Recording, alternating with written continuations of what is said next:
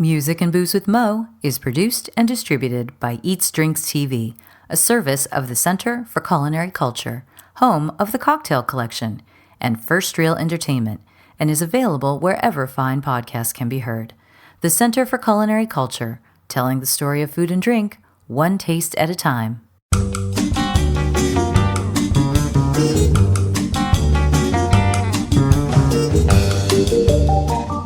Welcome to Music and Booze with Mo. I'm Mo Herms, and I've worked in the music industry most of my life, so have met some pretty amazing musicians over the years. I also love a good cocktail, and I've encountered some really interesting bartenders as well. It seems that there's a lot of crossover, so when I can, I like to talk to musicians and bartenders about music and booze. Join us at the bar, won't you?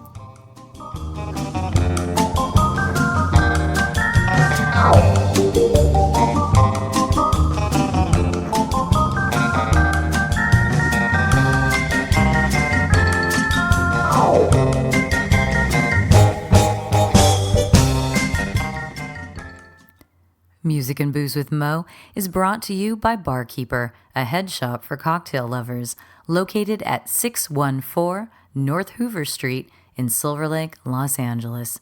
Stop by for barware, vintage glassware, a carefully curated collection of spirits, and one of the most impressive selections of bitters anywhere.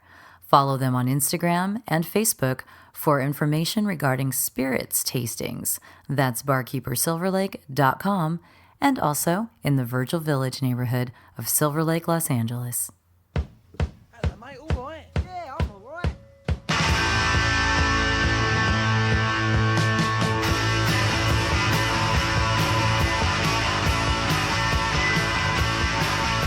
For once in my life, I've got something to say.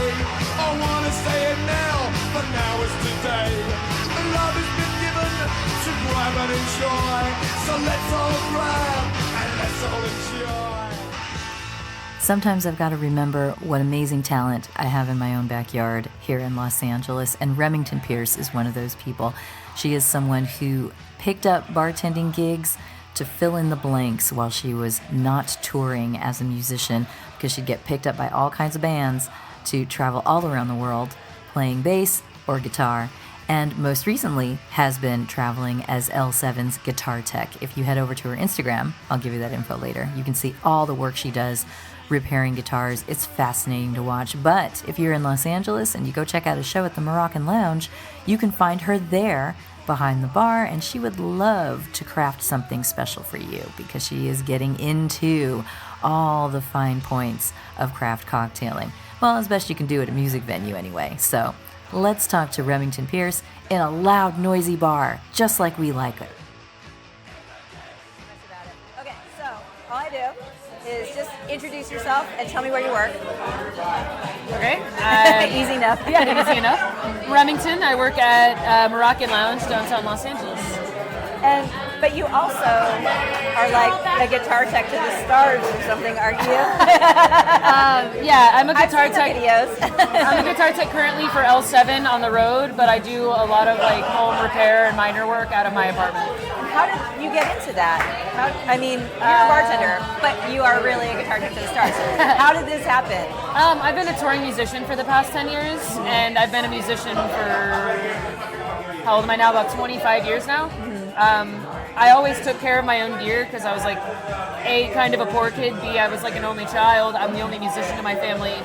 I didn't really know people, like you could pay people to maintain your gear. I didn't really know that was a job, so I just kind of learned how to maintain my own stuff. I just kind of looked at it as car maintenance and stuff, so I was learning how to take care of my own car. I was thinking the same thing. When I had no money, I knew how to fix my car. Exactly. Now, I don't know how to do anything, but yeah. So I kind of like just learned everything, and then over time, I had some friends come to me asking me like, oh, you know how to do that? Can you do mine really quick? Just being on the same road as everybody with my bands and stuff. To the point where I just kind of like, now I go out of my way to learn stuff that I don't know how to do yet, or try to figure out what I don't know. That's so cool. That is so cool. So when did you start playing? I'm assuming you play guitar since you're a guitar tech. I started with bass. Pianist. You started bass? I started with bass when I was about 8 years old. And then At 8? 8. When did you start with bass at 8? So originally I wanted to be a drummer, but I lived in a condo with my mother, and there was like absolutely no way that was ever going to happen. And then I did a lot of like after school programs. So one of my counselors from that brought his bass in to like show the kids and be like, hey, it's not a guitar. You should check it out. And I kind of just loved it. So I went home and was like, I want to do that. So my mother kind of helped get the ball rolling as far as learning how to play bass. So I played bass for as long as possible. And then I started guitar just because I went to bass instruction for like a little bit, just to kind of learn music and learn how to play and stuff like that. And he got to a point where he was like, well, if you want to write your own songs, I can teach you guitar, and that way you have, 2 out of the 3 components you really need to be able to do this. So I started learning guitar as well, and now I kind of switch back and forth depending on what band I'm playing with. Oh, that's cool. So when did you first start playing in bands? First band, I was in little like silly school projects when I was like a young teenager, trying to play with my friends, just playing a bunch of covers.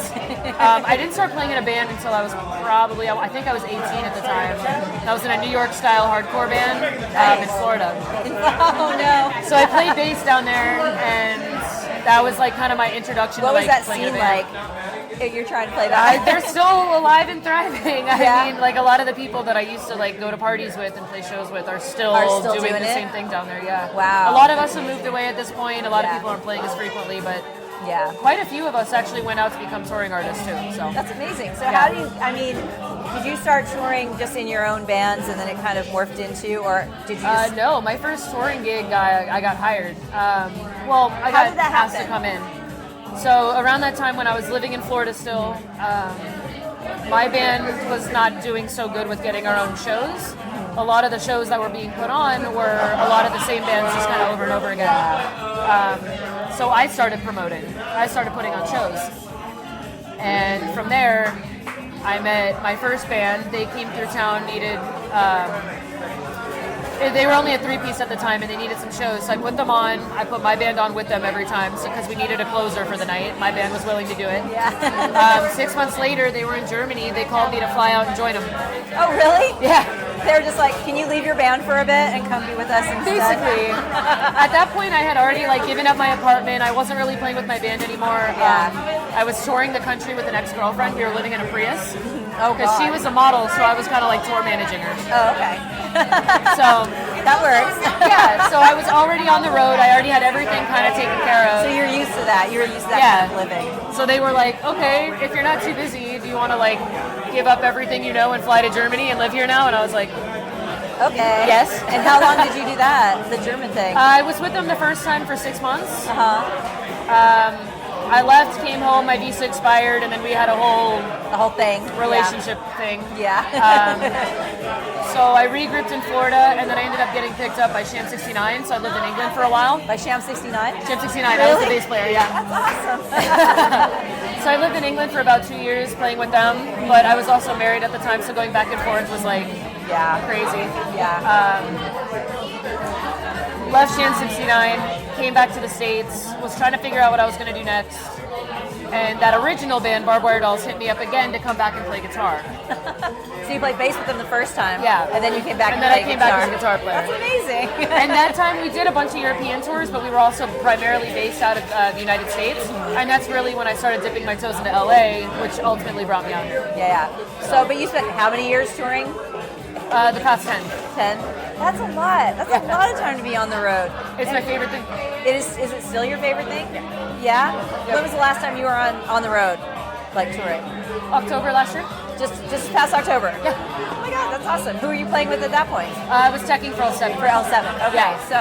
So now you're on the road, but now you're a tech on the road.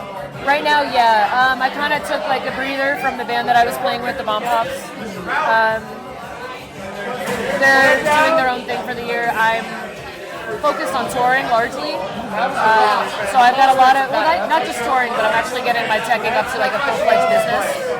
I just talked to a banker today about starting an LLC for myself. But I was kind of going in that direction. I was trying to make a name for myself, try to get a little more practice at it. Yeah. Be on the road for that. I want to eventually start my own music project. That's kind of what I'm ultimately gearing up for. Yeah. I just haven't found all the musicians I want yet. Haven't really I just moved and everything, so I've been settled into writing. You've only been here for a little while. So I've just been mainly focusing on guitars, getting all of that ready. My tour with L7 just to kind of set the groundwork so that when I do have time off and when I'm kind of in a downtime or whatever time I have, I can start writing my own project. Yeah. So so you've only been out in LA for a couple of months, is that, or has it been a year now? Oh no, I've been in LA for. You've been here for a while.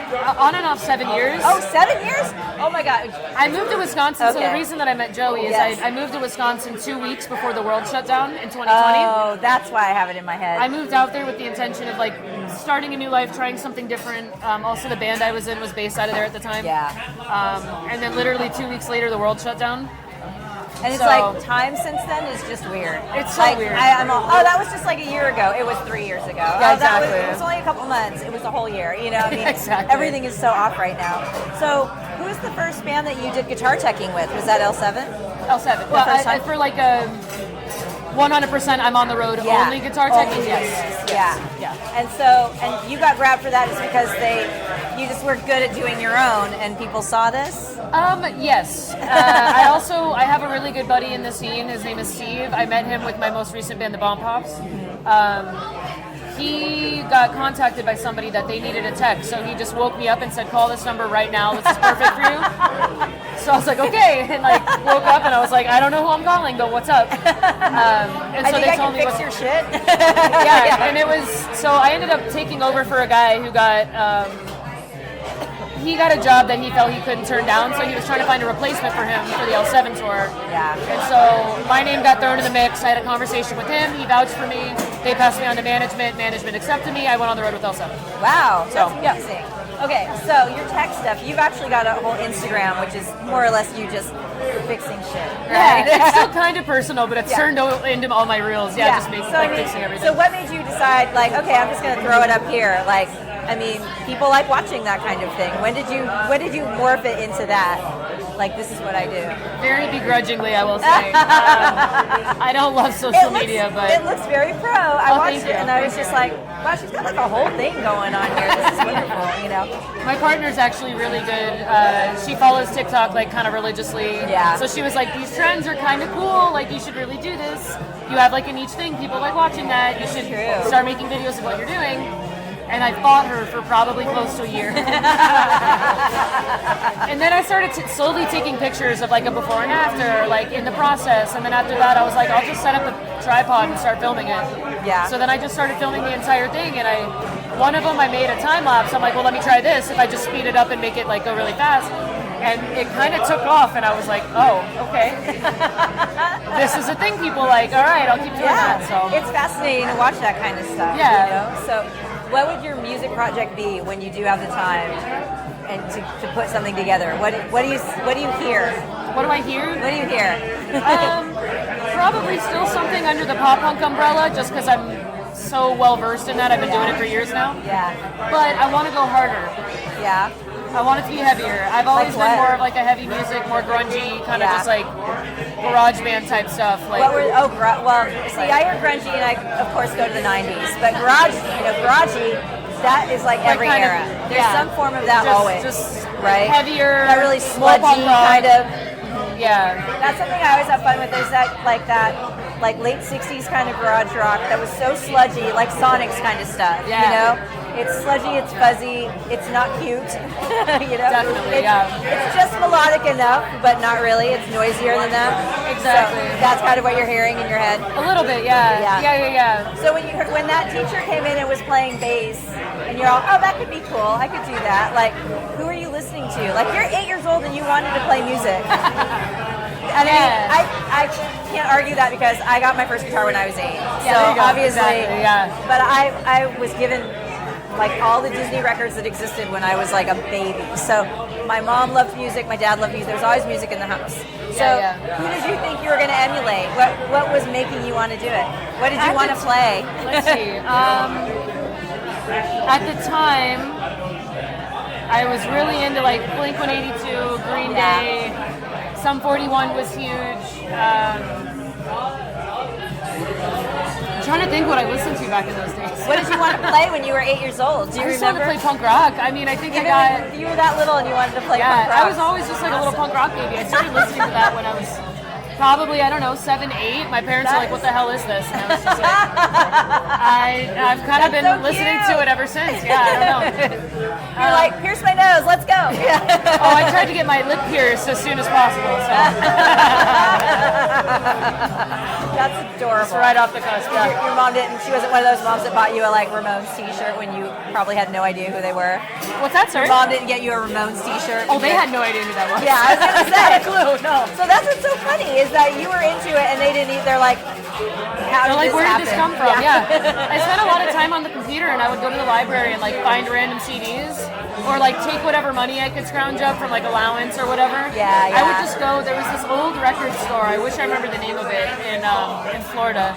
I would either go to FYE if I could go to the mall, because it was that time, or I would go to this record store that was right next to the mall, and I just picked records that looked cool, like CDs. Anything that looked like, I would just go to the like rock and roll, punk rock section, and be like, that title looks awesome, and like, at that bargain one, it was all secondhand, so I could get 2 or 3 of them for a $20 bill. Oh, nice. And so it was just like, I did a lot of that, picked it up, and was just like, here we go. I remember learning things that way too, like just flipping through like the import section. I'm like, ooh, that's a pretty cover. Yeah, exactly. Let's see what happens. Or that looks sketchy. Let's see what it sounds like. You know? Exactly. Stuff like that. I remember seeing some like scary album covers because it would be the 80s, so it's like Dead Kennedy stuff or something. Oh yeah, definitely. You know, looking at that going like, this is horrifying. I wonder what it sounds like, you know, and taking it Dead home. Kennedys was one, and Subhumans was another one where just through my reading and like time on the internet, whatever I could find, like on the inserts of other people's records who they were like dedicating things to, I knew the name Dead Kennedys, I recognized the logo, I knew the name Subhumans, I had heard that one before, so those were 2 that I was like, I have not a clue what these sound like, and I just bought them on the fly. They're important. I need to know. They're important. I need to know, exactly.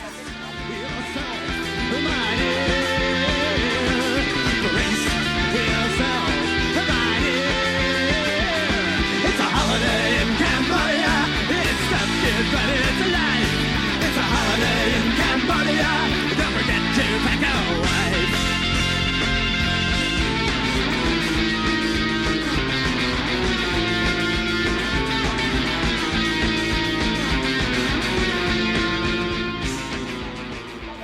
Somebody that you wanted to play like at some point, like when you were in high school, like Wanted to play like? Yeah, what were you obsessing over and trying to learn when you were in high school? Let's see. So I remember when I was picking up guitar, the Distillers were really kind of in their heyday. And up until that point, I hadn't really found a lot of female musicians. I was gonna say, Joan Jett was such a household name, and I love everything that she's ever done. But musically, that's not the direction I've ever wanted to go in. Yeah. I love what she's done. I think she's absolutely incredible, such an idol. But like, I needed harder. I wanted more punk rock, you know? Yeah, I was gonna say she's almost poppy. Yeah, more like radio friendly and so on. So when I heard Brody Dale for the first time, that was when I was like, oh shit, like I can actually like do this balls to the wall style. Yeah. And she was one of the first women that opened my eyes to the scene. From there I went all the way down the Riot Go rabbit hole. I found everything I could get my hands on. I was also, you know, on the internet pirating music at that time. So I was like able to just look over everyone everything. has their LimeWire days. Exactly. So from there, like I just started doing searches of like female punk rock and like anything I could get my hands on, I was just consuming as fast as possible. And that's really what kind of changed the game for me. I spent a really long time not just thinking it's a boys club, but thinking like, oh, this is going to be really hard. I don't know if I'm good enough. I got to figure out how to be better than these guys so I can actually be in a band. Yeah. And then like years into it, when I joined my first hardcore band, I got in the band and they're all like, you're actually better than the last guy. And I spent all this time like nervous about it because I didn't see anybody who looked like me up there. Yeah. And so that made such a huge difference finding those things. They were right there in that talk of representation matters. You know, Absolutely. it's like when I DJ'd in the 90s in the Bay Area, and that was like the height of that stuff. You know, it was like that was all happening. And I'd be playing all this music, and a lot of times it would be female-led bands, and I didn't think about it. It was a lot of that was just happening.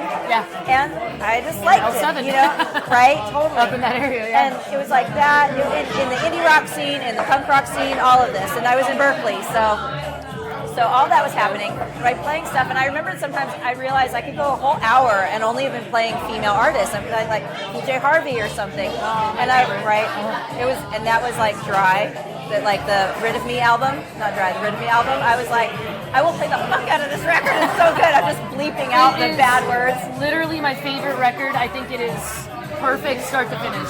Absolutely. Both versions of it. I accept both versions of Absolutely. it. They're amazing. 100% all the way through. It's so good. Still to this day, one of my all-time favorite records of all time. It's perfect. I mean, I agree. It's perfect. And so I remember that someone called me, some guy called. He's like, so do you just play chick music? Is that your thing? You just play chicks? And I was like, no. He's like, because I don't think you played a single dude in the last hour and a half or something. And I'm like, yes, there's a lot of women making good music. I'm just like, you're like, surprise. Is this? I'm sorry, this is bothering you? No, I'm not. I'm just like, wow, you're so alerted about this. It was so weird to me because I honestly was not even thinking about it at all. And then afterwards, I was just like, I don't think that's weird. Is that weird? I'm just playing music that is good and that I like. And it just so happens to be a shit ton of female singers and female, on this. And I was, afterwards, then I really started thinking about it and I'm like, awesome, there's so much more than like in the 80s, it was like just the pop singers. Yeah. Granted, you still have like X-ray specs and definitely. there were things that were happening then. But yeah, it's amazing to see that and to have more of it out there. And it's just, like you were saying, to me, it's not just the token chick bass player anymore. There's more than that. Absolutely. As we know, so many bands, it's like, and she plays bass. Nothing against you playing bass, he or she playing bass. But you know what I mean. It's a comfortable position because, like, I always feel like bass gets overlooked so much, and I could rap on about that for hours. I got obsessively into music because of Duran Duran. There you go. And therefore, John Taylor is my guy till the end of time. And he's a great bass player. I mean, he's an insane bass player. So I actually just worked a show with them at the Bull not long ago. I guess that was last September now. Oh, yeah. But no. So, I mean, bass is great. And it taught me, being obsessed at a young age with pop stars, with like the boy band of the era. Actually, I was such a music nerd that I started listening to each instrument, for each instrument. So I hear them. So if I'm listening, like if you're playing, I can tune it out and then just listen to the bass and be like, oh yeah, that's good, hearing awesome. that. So, but you're saying, like, you were playing guitar, and you're seeing more women out there doing all this kind of stuff, and you're like, thank God. I'm like, oh, cool. Well, how about guitar teching? I mean, are there a lot of women out there that you've run into? I know who do one this? personally. See? I know one other one personally. So I'm sure there's more of us out there. I haven't come across them. I haven't met them in my travels. As much as you hate your social media, as much as I hate my social media, get it out there and let other women see that. That's what I'm trying to do it for a number of purposes. Obviously, I always want more business. I want to get it out there. Yeah. But I've had a lot of people, like, I've had a lot of women or, like, even a lot of, like, my non-binary friends have come up and been like, we don't see representation. How the hell do I start teching?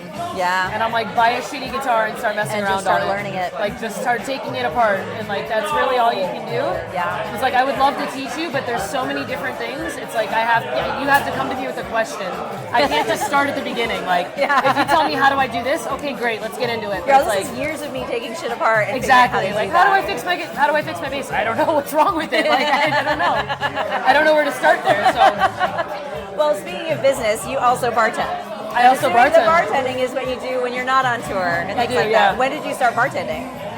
So technically speaking, I only started mixing with liquor a year ago now. Really? Really. In the past, I've worked for like beer and wine bars, so I've served in that capacity. But majority of my time was spent as a bar back. I actually worked at the Hard Rock on Hollywood for a while. Oh, really? I was a bar back there for a while. I worked at other bars, like both in Florida. Yeah. I was lined up to work at a bunch in Wisconsin before the world shut down. But yeah, I've always worked in bars. It's just I never made the switch into liquor. Again, it was second guessing myself. I don't know what I'm doing. I shouldn't step up for that job. I would need to be trained, and then I took a step back until my friend was actually the manager at Moroccan Lounge. So she got me in as a bar back, and within a week I was already being trained on bartending. She's like, we don't want bar backs here, we want bartenders. So you're going to learn really fast. And I was like, okay. How was that for you? It was great. I loved it. I absolutely loved it. And like I know a lot of... I've been in bar culture for so long. I was going to say, you've been in it for a while. So all I really had to do was learn like not the components so much, but like the ratios. Once I got like certain ratios down, it became interchangeable, and I was able to just sort of go for it now. So. And Moroccan is a place where, I mean, it's a music venue, really, first and foremost. Yeah, we're not open normally. Yeah, so it's kind of like basically, I would guess it's a high volume thing because people are coming up and they want their vodka sodas or whatever, or vodka crayons, and then run off. I bet when I go in there, I'll see our mutual friend there. I'm just like, ooh, you can make me something nice. And I'm all, well, I don't want you to take too long. It's always so crowded. That I know. So once you started bartending, what was different for you? What was something fun that you learned? Did you realize? I know you've been in bar culture for a while, but being a bar back and all this stuff is like, okay, safety meeting, Fernet shots for everybody, and always that. So now that you're mixing and everything, are you finding I have more of an appreciation of this spirit than that, or anything like that? Oh, absolutely. Yeah. I learned recently I like gin. I took a long time too because I had one of those teenage experiences with gin that didn't go well. But then someone was like, "You just haven't had the right gin." And I'm like, "Yeah, agreed." People say that about me not wanting to have children too. You just haven't met the right guy. I'm like, no. But no, I feel that. They were right in the gin category. So no, I tried a couple different things. It got really interesting. I started to learn about cocktails that, well, not just cocktails, but even certain liquors and liqueurs that I had literally no experience with. I've never heard of these. I'm from the South. We don't make fancy cocktails. That's just not really, we're beer and shots most places I work. So the idea of I don't know, an elderflower liqueur, I was like, the fuck is an elderflower? What is that? I don't even know. But it's I've been able to play with stuff. And Moroccan has some weird craft cocktails on our register that we buy liquor for. We very rarely use it. However, when we get kind of slow, I have this one bartender, and her and I will go back and forth making each other something weird. Oh, cool. So we have a slow moment between shows, or when everybody's in the room. Yeah. And so we were doing that the other night, and it's I don't know, I made her some whiskey drink, and she mixed something with Fernet for me, and I was amazing. But I just, it kind of opened my eyes. It's there's so much more to the culture that I really had no idea. Because I've never been in a mixologist position. I've never been the one shaking it. I have no idea. Yeah. And I know what I like to drink. I drink the same most basic drinks over and over again. I don't know, I got more of an appreciation for it. Depending on where I go, I was always I'll just have a 7 and 7. That's I look at, if I look at it, I'm like, this is an and place, 7 and 7, I'm good to go. And they're like, we don't have Seagrams. I'm like, whiskey and soda. I'm like, I'm good. That'll be easy. But if I go in somewhere and they have a little menu, I'm like, oh, I'll look at the bar. You have some things back there. Do you want to play? Because I'm open to it. You know? Exactly. So at this point, if someone came up to you and was like, make me something special, what do you think you would do? Ooh, I actually have a lot of fun with that. If it's slow She's enough, like, I'm ready, yes. if it's kind of a slower night, we're moving a little easier. I've had a couple customers come up and I'll notice. So their first drink, let's say they order something with rum, and then next they're like, okay, now I want a tequila drink. And I'm like, let me stop you there. Are we going on an alcoholic adventure?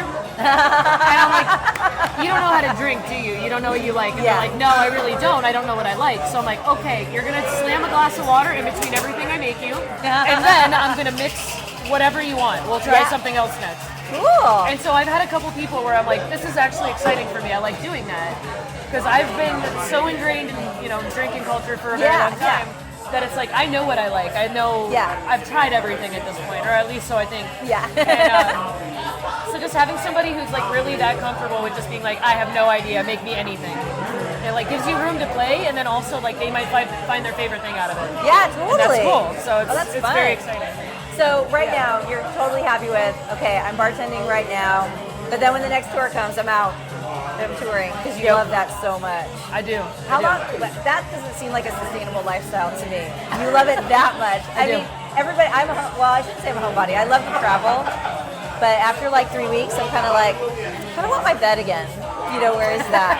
What's the longest you've been on the road? 6 months. 6 months. Okay. So you know that it's coming. So now, I know there's not a lot of time. A friend of mine said to me, and I say this often, when you buy a ticket to a show, you're not paying for the 2 hours people are on stage because they love that. You're paying for the 22 hours you're not on stage. And I know a lot of times you're like, dashing into a town and dashing out. But now when you go into towns, are you curious about like the bar culture there? Definitely. In your mind, you're like, I gotta go check out this place. I hear they make good cocktails. Definitely. Have you had a chance to explore stuff like that? Yeah, before COVID, before the whole quarantine before times. ruined everything. The before times. My old band, we used to do that. They were all beer guys, so we would find a brewery in town. Oh, cool. We would go find a brewery, and then they were also sports guys. And, Yeah. You know, we would go try to find a Packers game before the show. I didn't care. I liked seeing them excited. I was just there for the alcohol. But we would go just like post up somewhere and like have drinks for a couple hours or whatever amount of time we had. Yeah. Now in the after times, if you will, I haven't really been able to go out very often, just because we are trying to keep, like, make sure nobody's getting sick, trying to minimize our access to the public. Really it's a different scene. Especially like the last tour that I did was L7's first time post-COVID, and so we kept our bubble very tight just to make sure, kind of like dipping their toes in the water, seeing what it's like to go out again. I know you hear about like just about every tour, like at some point it's still COVID. like, you know, one positive test can ruin your entire tour. If it's the like wrong person, you know. But I did get permission from them, and I was very excited. So when we were in Chicago, I am a huge Malort fan. I love Malort. You love Malort. I love Malort. Oh my God, you have a Malort cozy. Koozie. Oh my God. And also the pop socket on my phone is also. also. Oh my God. Judson Malort follows me. I'm very excited about it. I won't ask you to explain because there's something for everybody. I get it. The first time I had it was at the end of a long night, so I probably shouldn't have had a shot of Malort at the point I had it. I fully accept responsibility for that. The next time I had it, I was in Seattle, I think, and it was before it was being sold elsewhere. Now you can buy it here. They're expanding distribution. Yeah, sure, I have a bottle. I have a little mini at home, there you just in go. case. Just in case. But you can get it at like Barkeeper. They have it there, you know. So I've seen it around. But I remember I was in Seattle with my boss, my then boss, who's someone I'd known forever, and I was just like, he met me there, and I'm like, hey, we got to get a drink, but I see they have a bottle of Malort back there, and I said to the bartender, that must be yours. He's like, oh yeah, nobody sees that, nobody knows that's there. I was like, well, that means I need to buy a shot from you because I know he's never had it. It's my boss. And I told him, we will split this. You might regret it, probably regret it, but you have to do it. And he was like, are we in college now? We each had half of it, and afterwards he's like, that was disgusting, and I'm all, I know, but now you've done it, and now you can explain this to other people. But I do have a friend from Chicago, and she's like, I think it's great. Yeah, I lived in Chicago for a little bit, but it was one of the times I was visiting that I had it for the first time. So you got let loose from the we got tour. let loose, yes, that's right. So that you could go and... We were parked right outside the Metro, so there was a bar right next door. We hopped on over. I made a really good friend on the store. He was like our stage manager. He was in charge of our drop and everything. He's never had one before. And I was like, I need to see your Malort face. I need to see it. I was like, I don't know how you're going to go. So I take him, we get permission. I'm like, he's never had one before. Can I go give him a Chicago handshake? They say, yes, don't take too long. So we're like, okay, one shot, we're out. So we went over there. They gave us just like, you know, little ponies of old style to chase it. Yeah. So we're sitting there, and I cheers him, and I say, okay, I'll see you on the other side of this. Let's see if you hate me. He takes it. I set up a camera. I had him videoed the entire time to get his Malort face. I'll show you. Oh my God, so great. He turns to me, and he's like, it's good. And I was like, yes. Oh my God, we're meant to be friends forever. Exactly. I mean, there's part of me that wants to try it again now that some time has gone by and be like, and not be freaking myself out about it. Absolutely. You know, that we'll kind of have to find a place. I know there's a place somewhere in downtown that has it. I forget which place it is. I just told you I got a little bottle at home. But you do? We'll figure it out. So, but I know they have it around here. I'm trying to think where I've come across it. That is so funny. That is so funny. Is that the only other person you've met so far that's like, yeah, Malort? Besides someone from Chicago. My partner says she likes it, but every time she takes it, she definitely makes a Malort face. There's like no enjoyment written on her face. But she does agree with me. I get less hungover if I drink it. My hangovers are significantly less than anything else I drink. Besides Fernet. If that's what you're drinking for the night, or if that's I can part be taking of shots what you're drinking. alongside everything else. Really? Yes. I wake up in much better position, like a way better position than I do with anything else. Who would have thought? Like I can do whiskey shots all night long and not be as drunk. I can be like in just way better position and still wake up more hungover. And I drink whiskey the longest. Like, oh my God. I've been a whiskey drinker my whole life. Yeah, that is completely distressing to me, but at the same time, Malort has to have something going for it, I suppose. You know. I like it. I like it, man. Well, that's probably a good place to wrap things up. Perfect. 'Cause I don't know how we can like follow up on I love Malort and it's good for you. So I guess just throw out the social media and just let people know if they want the oddly satisfying thrill of watching you do guitar tech work, which I think is really beautiful. And also for anybody out there who wants to watch it and be inspired. Because really, like you're saying, you know, it's something that I'm always surprised when I don't see as many, say, women in certain positions or people of color in certain positions and all this. I'm like, well, why is that? Because I know that you're there. Absolutely. I know people are out there. And so, you know, whenever I find myself in a position to be like, hey, you should know about this and try to do it, I do that. But it sounds like you do too. I try to, yeah. So what's that Instagram? My Instagram is Remmington without the vowels. So it's RMMNGTN. All that, just Remmington. And if you go to it, there's you working on guitars, basically. A whole bunch of them. So there's that. And you're not headed on the road anytime soon? I have a few dates with L7 next month. Oh, We'll be okay. at Punk Rock Bowling and Belltown Bloom Fest and a couple other shows scattered Oh, that would be fun. But otherwise, you could be found skulking around the Moroccan Lounge. Otherwise, we'll be at Moroccan Lounge. Okay, so if anybody's seen the show at the Moroccan Lounge in LA, dip away from the show for a minute to get a fancy drink from you if you want to play There you go. around. I like it. Absolutely. Okay, thank you so much, Remmington. It was Oh, no, wonderful thank talking you. to This is awesome.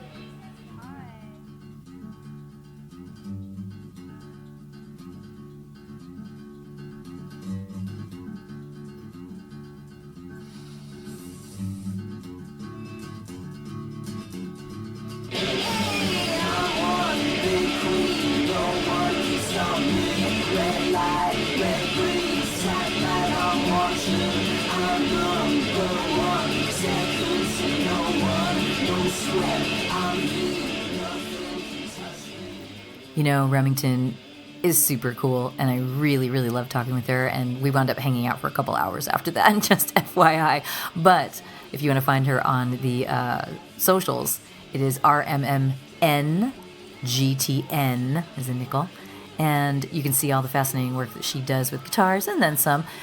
You know, I still haven't gone back to try Malort again, no matter how cool Remmington is. I just still have the fear.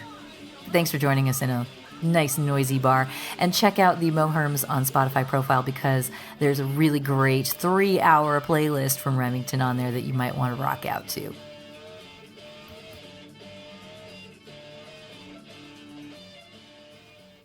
Music and Booze with Mo is brought to you by The Mermaid, a cozy neighborhood bar with an aquatic flair in the Little Tokyo area of downtown LA. Open 7 days a week, featuring tropical cocktails and snacks, The Mermaid also has a daily happy hour from 5 to 8 p.m. Follow The Mermaid on Instagram at TheMermaidLA to hear about upcoming events and check them out at TheMermaidLA.com.